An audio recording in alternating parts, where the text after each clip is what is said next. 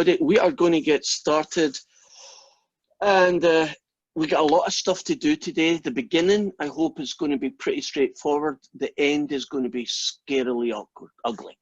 So I'm warning you up front. Second half of today, not fun. So have your thinking caps on. Oh, did that scare the EBGBs out of you? Sorry. I'd rather be honest than just say, oh, this is dead easy.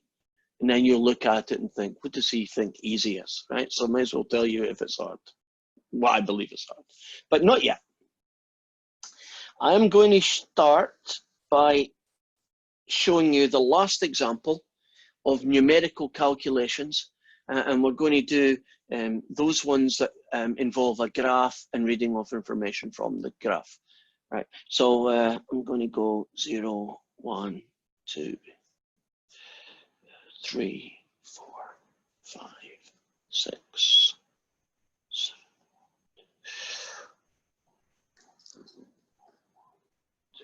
Yeah, that'll work. And we're going to go 2, 4, 6, 8, 10.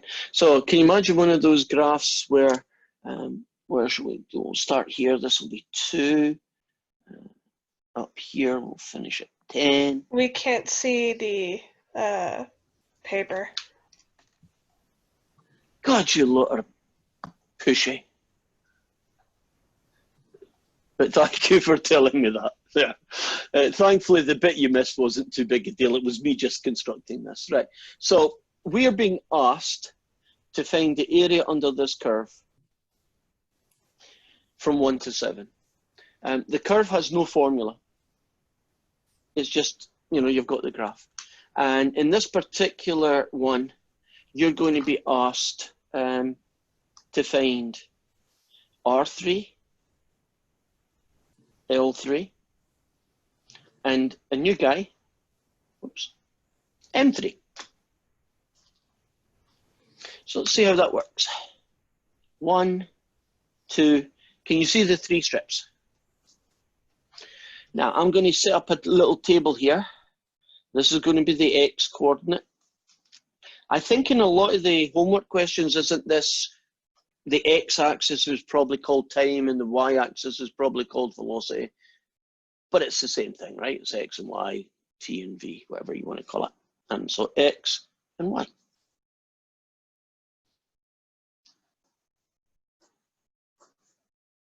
I need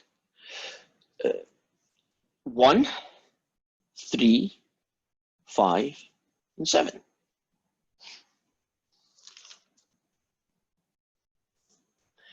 And 1, I'm going to do my best guesstimate. I'm pretty sure it's 2.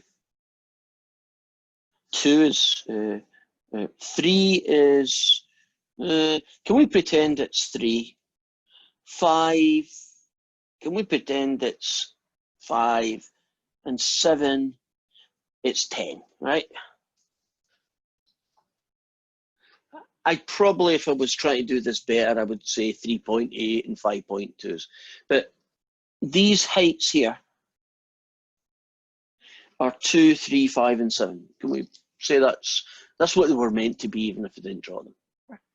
Now, from this table that I got straight out of this graph, right?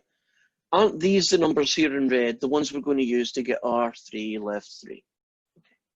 So to remind you the general formula, if you want to do a left 3, isn't it delta x times the value of the function at 1, delta x, the value of the function at 3 in this case, and delta x, the value of the function at 5.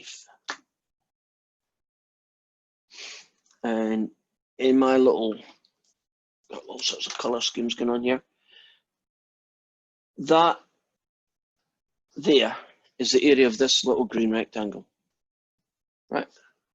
And this one here is that guy. And this last one is that guy. So have you noticed that when you do an L3, you only use the 3 numbers on the left, which is a good way if you've got a table to remember, right? Now, in this case, I also need to know who delta x is. Just looking at the picture, what's delta x? What number is it?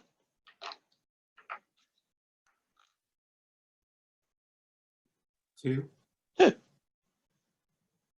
Now, if I pull out delta x,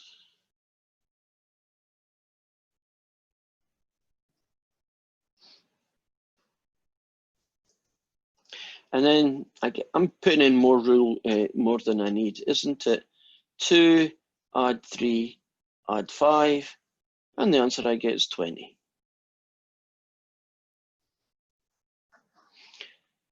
We comfortable with that, guy?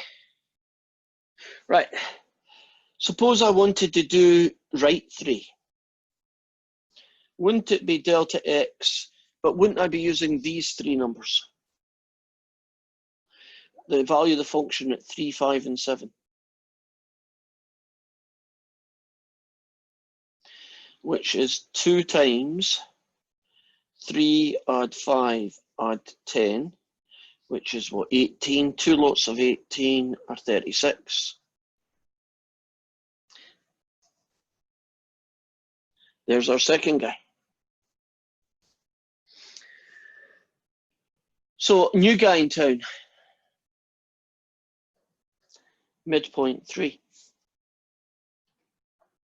So who on earth is he? Well, he is going to be made up of 3 rectangles. But if you think about what our choices are, these green ones are the ones that you would use if you were doing L3. Won't these red ones, which I won't bother to shade in, won't the area of these big red ones be where R3 came from? Don't know why I called that 5. Why that came from. So who is the midpoint? Well, do you see this rectangle from here to here? I'm not going to use 1. I'm not going to use 3. I'm going to use the guy in the middle. And it's the height of that guy in the middle that I'm going to use. And here it's the height of the curve in the middle. And here it's the height of the curve in the middle. Since that picture has got too much going on, can you pretend that's the same curve? Here is 1. Here is 3. Can you see that if you use the x coordinate halfway between 1 and 3, the midpoint, as it's called, you will generate this rectangle.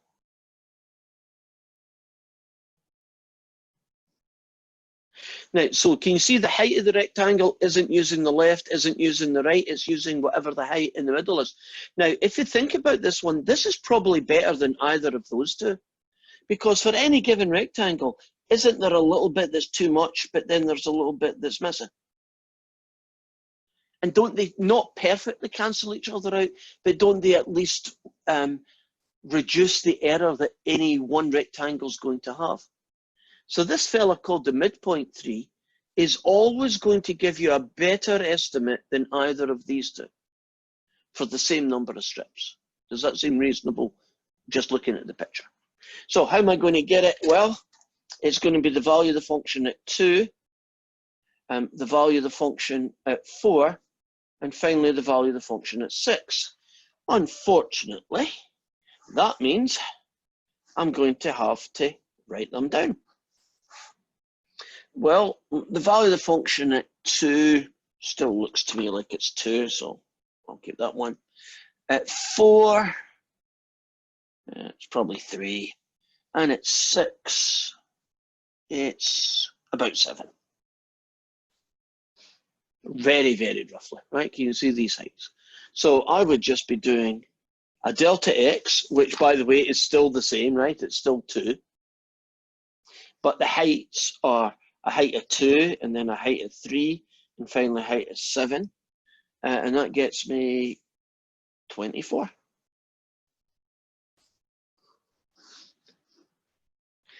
So I now have 3 different ways to estimate the area under a curve if you give me a graph. Or for that matter, if you give me a table, but probably a graph, right? Left 3, right 3, midpoint 3. If the question then said, which one of those 3 estimates do you think is the most accurate? Always pick the midpoint one, whichever number it happens to be. Here's my usual question. Isn't this an increasing function? So doesn't that make this an underestimate and this an overestimate? So I know that the real answer is somewhere between 20 and 36. And if I had to bet my money on something, I'm picking 24. That's a reasonable way to approach these questions. So any question that you have got where you're being asked to find left, right, or midpoint, this is kind of the process I suggest. This is on the homework, so you just create the table. And then you decide whether it's left 3 or right 3. And you'll use the same table for them. When you have to create a different table for the midpoints.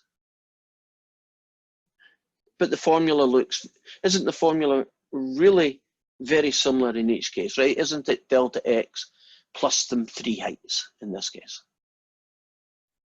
And then you can answer some general questions along those lines. So far, so good. Right. We're about to hit the painful part. So if I make it really, really scary, and it's only half as scary as you thought it would be, then you're going to think it wasn't that bad after all, right?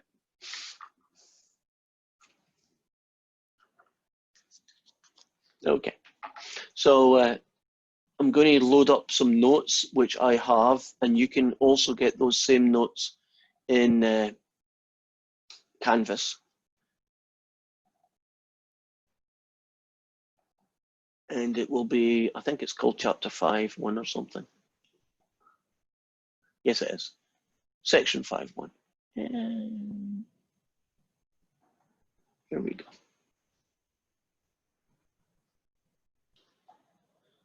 Okay, now I'm going to go out and in, and then with a bit of luck. Okay, I've lost yous. Where the heck have yous gone? Ah!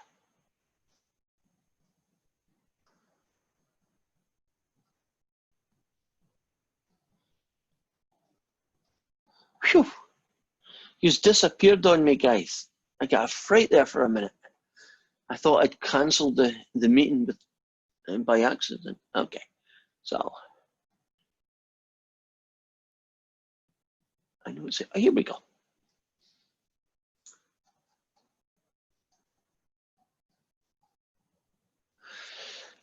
We are going to generalize how to calculate the area under a curve. And by doing this generalization, we are then going to be able to find the area under any curve with as many strips as you like using sigma. Right? That thing I keep promising, right? How you get the calculator. And the advantage of that is that if you can make a general version of these formulas, you should be able then just to simply go to your calculator and do 40 strips.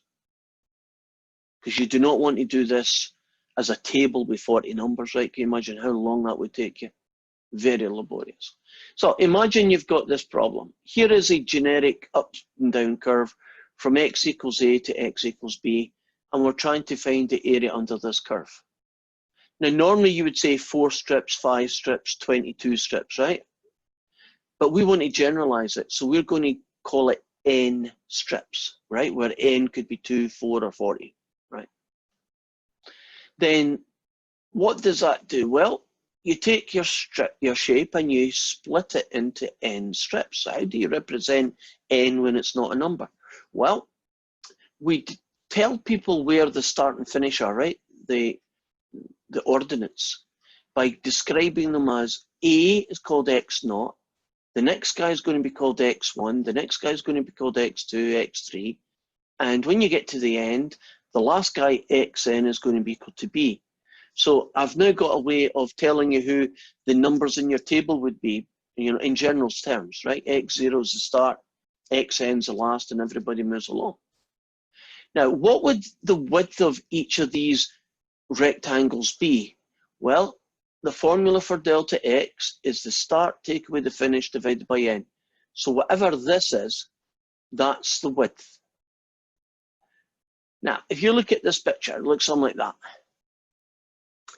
Can you look at this top picture and you imagine finding the area of each of these rectangles? Well, their width is delta x, and if you're looking at this one, aren't I using the left-hand side? So that's f of x naught.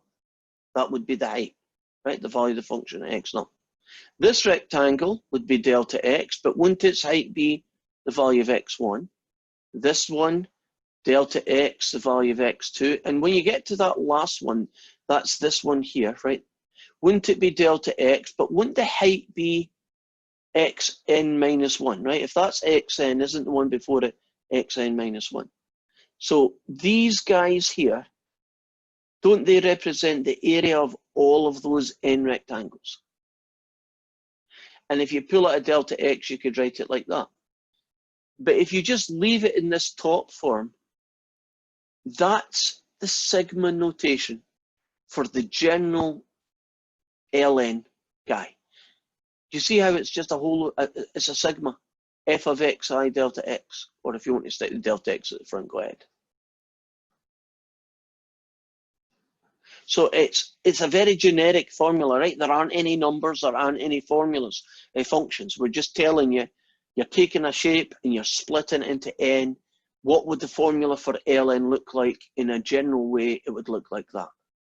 Now, what about the xi's? Is there a better way of writing those? Well, yes, there is actually. Okay, let's use this diagram. X naught is a.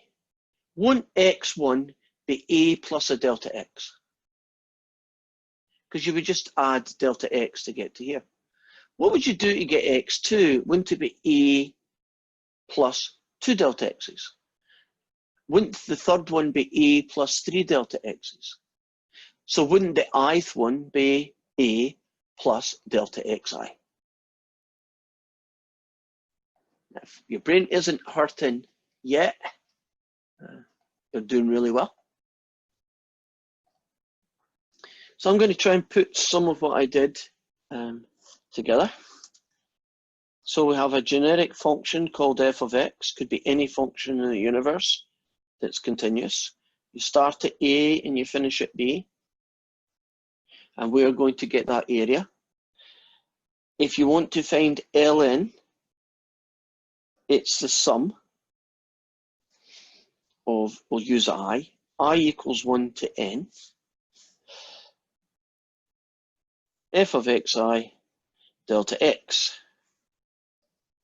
But delta x can be rewritten as that guy, and xi can be rewritten as a plus delta xi's. And that in turn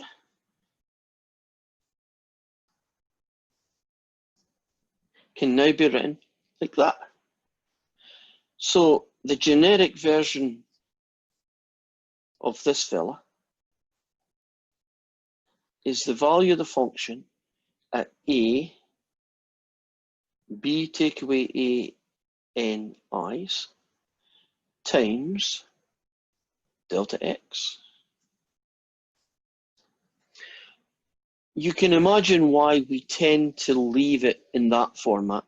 This is equivalent, but this just looks so messy, it's hard to get your head around. But it's simply just this guy, where everything is being replaced in terms of a, b, or n, or I. So that's what this is. Okay, so you might be saying, how on earth can I use this to find the area under any curve I like? Let's start with a nice simple one.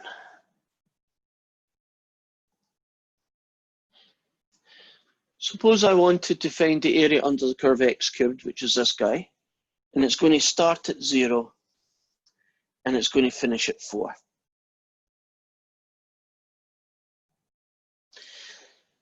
But normally, wouldn't we say with 4 strips or with 2 strips or with 20 strips, and you just do everything numerically?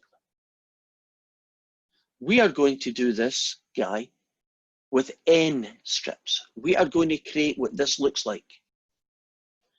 So delta x then is b take away a over n.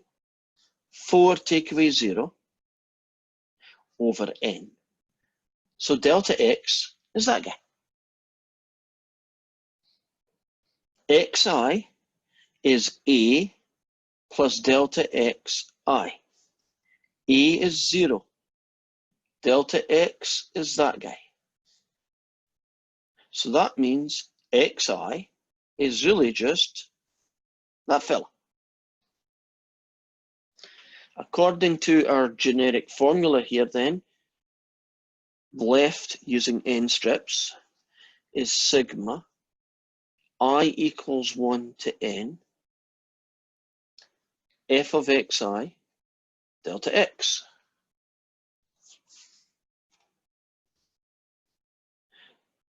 That is now going to be I equals 1 to n. Well, what's the function? The function is x cubed, right? If this is xi, then aren't we looking for the function evaluated at that point? And delta x is that guy. And that now becomes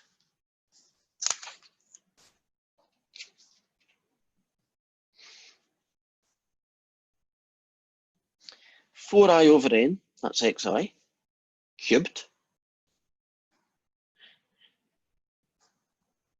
times 4 over n. Let's see if we can make this look pretty. 4I over n cubed, isn't that the same as 4 cubed I cubed over n cubed, right? You just cube everything. So that becomes 64 I cubed over n cubed times a 4 over n. You can multiply these together and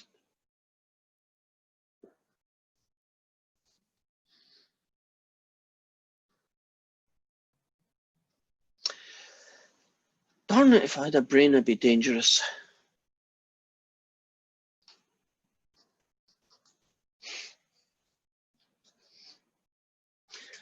This is Rn. I've been using the right-hand side, not the left, but that's fine. I fix it eventually. So what we get is 256 I cubed over n to the 4. Actually, it doesn't change much. It's just what you call it, and it should be n.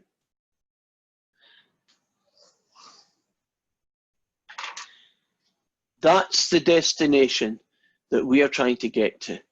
A formula, in this case for Rn, it's this fella. Oh, if you wanted to know what Ln is, don't change anything except where you start and finish. So start at 0 and finish at n minus 1. Start at 1, finish at n. Right, let's use this guy to solve this problem. So I have got from 0 to 4 of the function x cubed. I know that R of n is sigma I equals 1 to n 256 I cubed over n to the 4.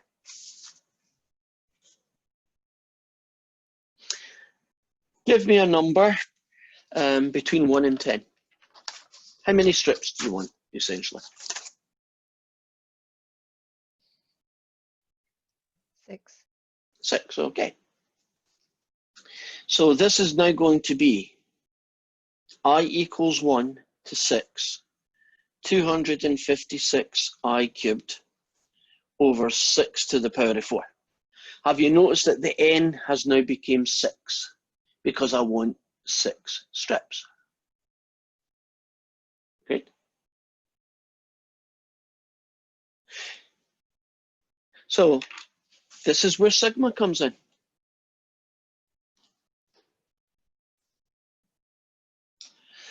Well, kind of. I can't do anything about this. It's just unfortunate. Do you know the calculator uses a counting variable and it's called n, which is not very helpful because this is counted as I.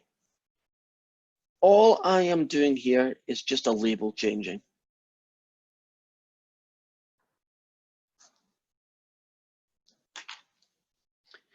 Now I can do my calculator. I want to do a sigma from 1 to 6 of this horrible mess. So second list math choice 5, second list ops choice 5. 256n cubed, 256n cubed, divided by 6 to the power of 4. That whole mess, which is what always goes first, comma n, comma start at 1, comma finish at 6. We've now done the area under this curve with 6 strips. The answer is 87 with a lot of ones. Now, could I have done that with a table of values? Yeah. It probably would have been maybe even quicker because of all the horrible algebra that we needed to do. But now that I've got this guy, right, I can now up the ante. With 6 strips, that's my estimate. Let's do 60 strips. Now that's going to be sigma n equals 1 to 60. 256 n cubed over 60 to the power of 4.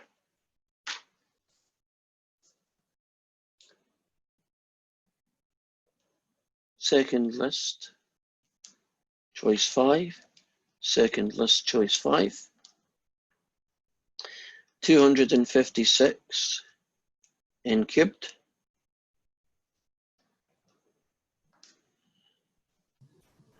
Divided by. You have a moment, please. Say again, Charles? Hi, do you have time for a question at the end of class at all? Yes. Okay, cool, thank you. As soon as I finish this one, perhaps I should answer it then, because I'm sure there's others who may have the same issue. Sure, thank you. So that's the formula in. Yeah, I did that right. Comma n, comma 1, comma 60. And the answer this time is 66.15 in a lot of ones. If I asked you to do this question with 60 strips and you didn't have this feature here, would you agree that you'd be here a long time? Now, I could move up the food chain. I could do 600 strips. I'm not going to, because I don't think the calculator and the TI-84, it will kill over and die eventually, right? If you give it too much to do, it's just not got the memory to be able to do it, right? But theoretically, at least, couldn't I do 6 million strips? I would probably be using a computer by that time, write a very short program. A lot of areas under shapes that have a formula can be done using this. Do you know if you did 60 million strips, wouldn't the answer be that close to perfect that nobody could care? You know, it'd be like 400 decimal places, you know, perfect match. And so in a practical sense, if you were an engineer and you had a really ugly formula and you wanted to find the area under the curve and you were only interested in what the numerical value was, can you see that this technique might actually be a very useful way of just getting the number? Because algebraically, it can be quite difficult to integrate things. So this is what I mean by hurting your brain. Did it live up to its expectation? Okay, Charles, what's your question?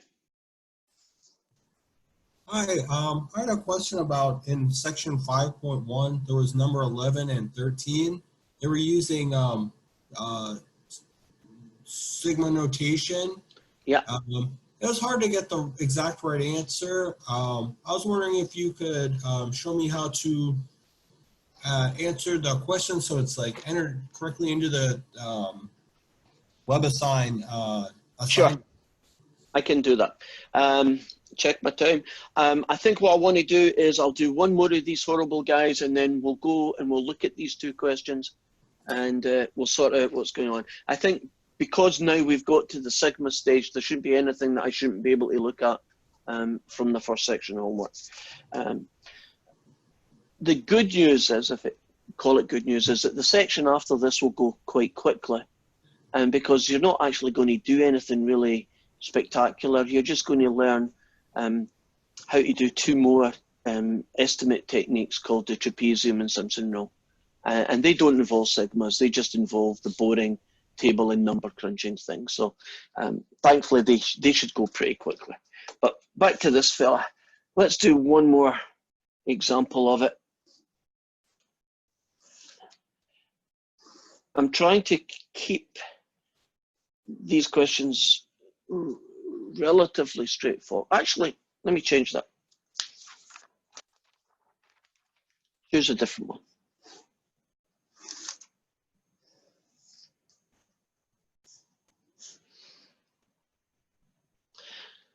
Let's find the area under the curve sine x from 0 to pi.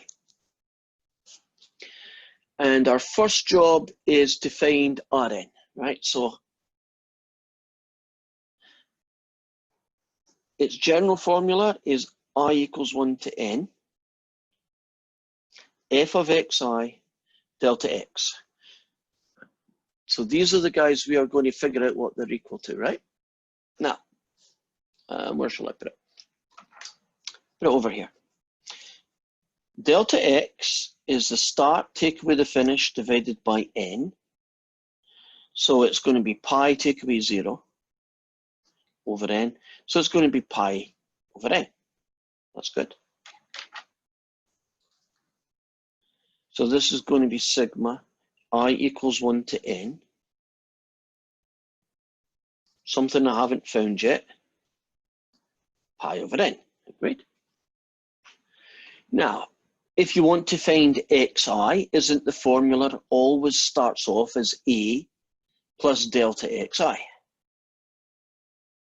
In this case, isn't a 0? And delta x is that guy with an I. So this fella here is just pi I over n.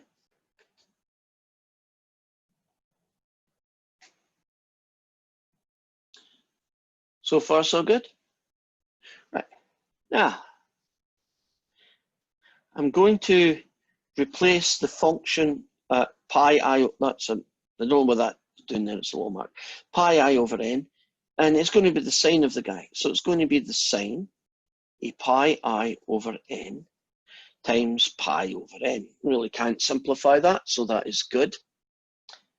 Unfortunately, for our calculators, we're going to have to look at this in a slightly different form. Let's suppose I wanted to find R of 20.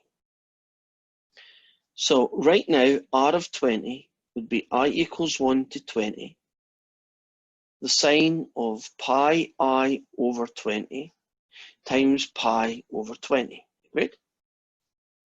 Now, to be able to use our calculator, we have to switch the variable's name. And basically, all I'm asking you to do here, so that you can do it on the calculator, is replace the I with an N, right? So I should be able to go over here, clear this out, and do second list sum, second list number 5 sequence, the sine of pi n divided by 20 times pi over times pi divided by 20, and then finish with comma n, comma 1, comma 20. And nothing is right here. There we go. Don't know what I hit the first time. There we go. And 20 strips is 1.996.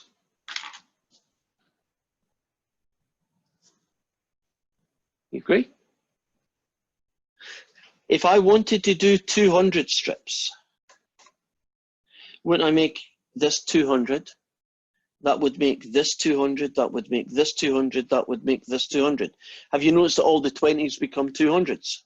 So this becomes 200, this becomes 200, and this becomes 200. So here goes. Second list, 5. Second list, 5. Formula's a bit bigger. It's the sine of pi n divided now by 200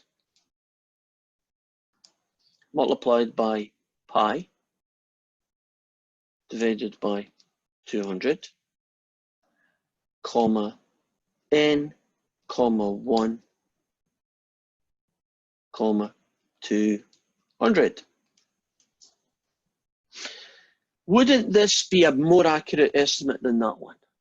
Right, 200 strips do better than 20. You could never do 200 by hand. You'd probably end up making a mistake or just give up because you could be bored. But once you've fought your way through to here, it is working. It's just, there we go. The answer now is, instead of being 1.996, which is what we got with 20 strips, if you do 200 strips, it looks like it's 1.99996. If you were a betting person, would you probably guess that the area under that curve is 2? Actually, it is.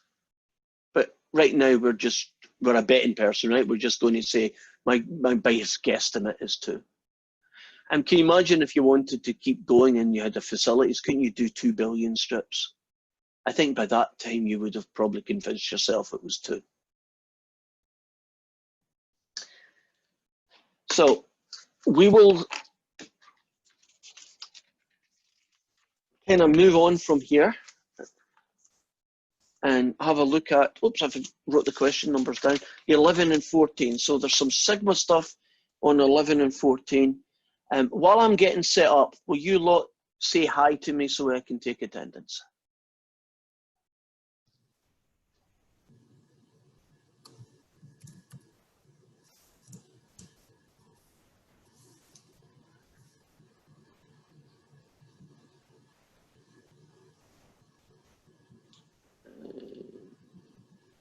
Where the heck are you? Ah, here you are.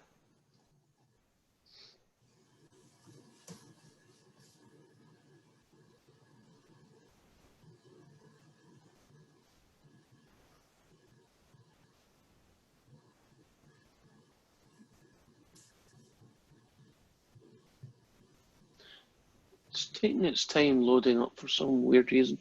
Here we go.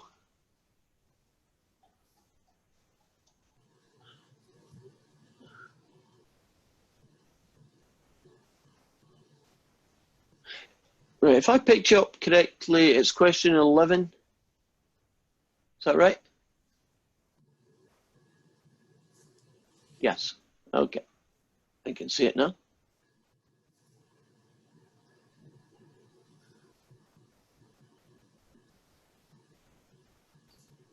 Darn, this stupid thing keeps moving on me.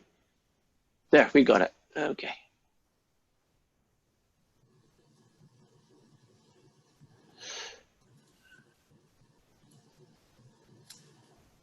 And out and in.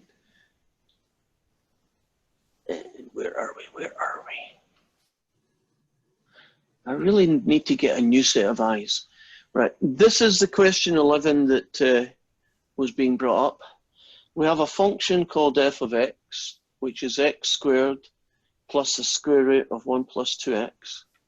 And we're being asked to find its area between 7 and 9. That's what this bit is about. And they've got a thing here that says the limit as n tends to infinity. And then they have a sigma I equals 1 to n. And then they get a big box. And the question was, how do I actually put this in a format that is going to accept, right? So I've written this down, so I'm now going to go back out and show you what that answer would look like. Because we've actually covered it. Isn't this A and B? Agreed? So we are going to find out what the generic guy that would be in here is. Well, he would start off life looking like this. F of xi delta x, right? That's the general formula. Let's find out what delta x is. It's b take away a divided by n, 9 take away 7 divided by n. So this bit here is 2 over n. So the guy that goes there is 2 over n. Now xi is a plus delta xi. It's 7 plus delta x, which is this guy, I. So we are looking for the value of the function at 7 plus 2i over n times this fella. Well, if I had been careful and left enough room, I'd be able to do the next line. So I'm going to have to do it over here. I equals 1 to n. Right, the function that we're going to use, or we're going to evaluate the function at 7 plus 2in. So in here, it's 7 plus 2i squared plus the square root of 1 plus 2 lots of 7 plus 2i. That's basically the f of x times the delta x, which is just 2 over n.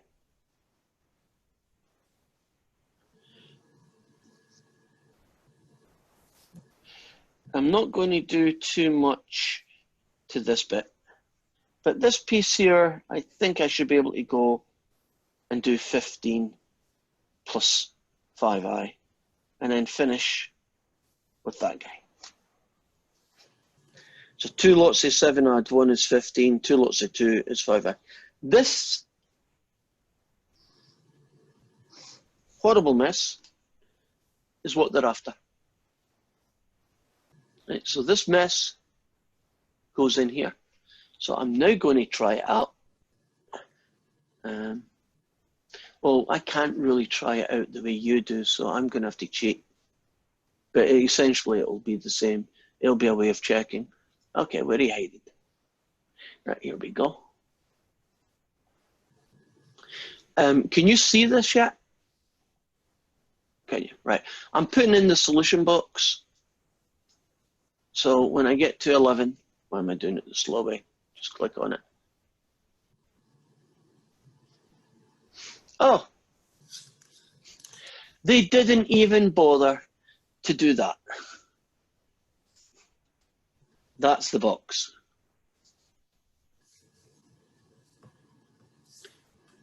So they're doing what we just did a few minutes ago, right? That's for the first one. 14. Oh, 14 is not sigma. Oh, interesting. No, 13. Oh, 13. 13 is sigma. Right. Well, I can tell you what goes in here. Actually, I think we did that guy. Did we? No, we almost did them. Okay. It's very similar to this question, but they're going 0 to 1. And the reason I can tell that is because of this bit, right? So you're getting a very abbreviated version, but here goes. Y equals x cubed. A is 0. B is 1.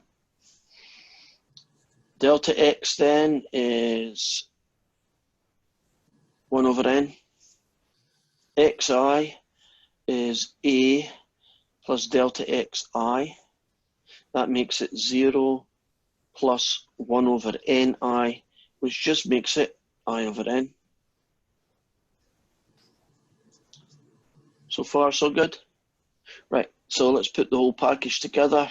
Are you supposed to be seeing your paper? You are meant to be seeing my paper, and I didn't do it. So you're going to kind of see what I've been written for the last few moments. There. There's x cubed, start and finish.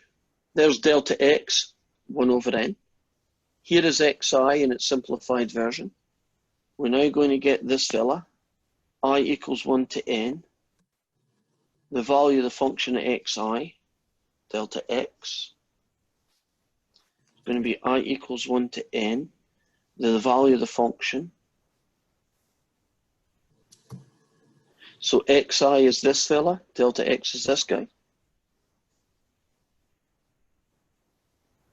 This fella becomes I over n cubed times 1 over n.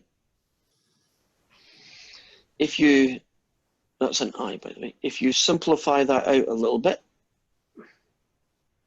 don't you get an I cubed, and can I skip a line and eventually you get an n to the 4? So the bit that you're missing in the first part of the puzzle, which I'll now zoom back and show you. The piece that goes in there will be I cubed over n to the 4. So you would go up here and you just type in, I guess, I. We can't see it. Oh, this darn machine. See how good self-control I've got? Did you all notice I didn't swear there? Did you see that? I did not swear. I might have been swearing inside, but I wasn't swearing. Can you now see it? Hi, do you mind if can I ask you to scroll up to number 11 to see the exact notation, if you don't mind? There it is. Okay. So it says, I'm going to copy it down from my notes if you don't mind. I'll take a picture, it's quicker, or just watch the video and pause at this point. Okay. Right. Try to get this fella here finished before getting a time up. So we've got this fella right, and then I'm going to go over here and raise it to the power of 3. And on the bottom, I'm going to do n, and I'm going to raise that to the power of 4. And that's what would go there. The last piece of the puzzle is all these cubes give you that. And if I click on this solution, just so you can see what that looks like, because we don't have time, that's just them doing the working up to the point where that happened, which is what I just did. If you pull out the n to the 4, you're left with this fella. They just told you in the notes that sigma I cubed was this guy. So you have 1 over n to the 4, this guy. Simplify it out, and then just find the limit, and you get a quarter. I probably wouldn't do it that way. I would probably. The solution explanation that I thought you clicked on? Well, I did, but unfortunately, anytime I do this, it just gets weirder. Can you see it now? No? Okay, let's try a different tack. How hard can this be? Evidently very hard. There, can you see it now? You're not No, we sharing just see it? you. Okay, forget that. I will take note to self. I will do an example like that, right? And I'll put it on as a PDF, and you'll find it in the section where the YouTube videos are. And at the bottom, after you go through the YouTube videos, there's a section where there's PDF notes, and after that, there's another section with PowerPoint. So if you go looking for that, you will see an example of what you can't see because the screen's not sharing well. And that will get you over that question. Okay, I think we've tried to find yourselves, you all. Right, I think we've kind of done enough brain hurting stuff for one day.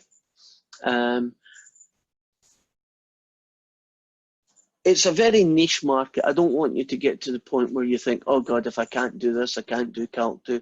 Trust me, 99% of Calc 2 has got nothing to do with Sigmas and what we're doing. This is a very small intro niche market. I guess the analogy might be is, remember when you did Calc 1 that finding limits and all sorts of stuff to do with limits was a real pain in the butt and not very obvious or intuitive for some of you. But actually, once you get over that, did you ever really see limits? Yeah. So, yeah, we're fighting through this because we have to. It's basically why we can do the shortcuts that you're eventually going to see. Right? Why can you do calculus? Well, didn't we have to prove the limit as h tends to 0 stuff and said, hey, guys, that's a lot of work. Here's the shortcut way that you don't need to do limits anymore. So we're going to say, hey, guys, this is a real mess. This is hard. But here's a shortcut way that you don't need to use sigmas. Right? You don't need to do it. It's just pure algebra. And you'll be pleasantly surprised, I hope, by how easy the algebra is compared to the sigma stuff. I hope. Okay, that's it. If you have any questions, hang about. Otherwise, bye-bye. Looks like my dog is telling me it's poo-poo walk.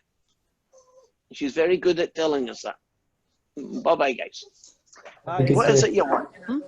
What do you want? You want to go out? Okay. Oh, both of them are joining in now. Okay. Bye-bye, guys. I'll see you.